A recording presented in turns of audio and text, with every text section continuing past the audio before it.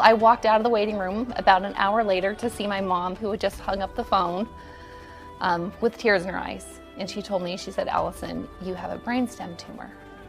And I didn't know quite what that meant. You know, I was 13 years old. I just started junior high school a couple weeks prior.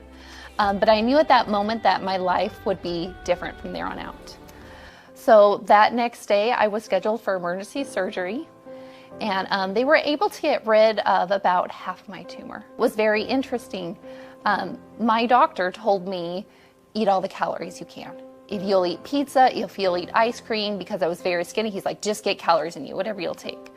But in our research, we learned how nutrition was so important. I needed to give my body good calories to help support good, healthy weight gain, support the cells so I would function better. And then we started doing research on what to do. And of course, many people were pushing us to go see our radiologist and go that direction. It was not what I wanted to do.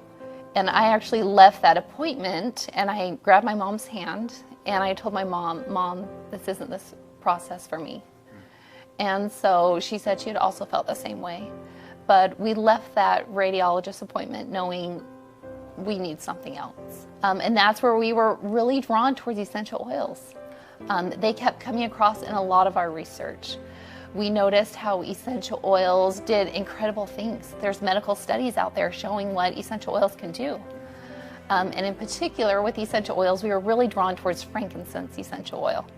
I love frankincense oil. It's a very powerful oil. I think there's a reason why it's called liquid gold, or why so I use a lot of oils. I use a lot of frankincense oil. I also use clove oil. How did you take it? Did you ingest it, or did you rub it on your skin?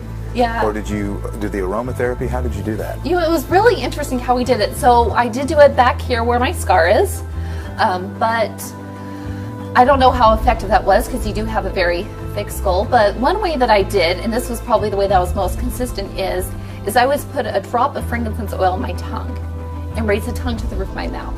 And I did that probably about every 2 hours because I figured, hey, that's probably the closest way I get to my brainstem without interfering with bones or things like that. And a lot of blood vessels there too to absorb. Right. Internal. What happened was actually quite incredible.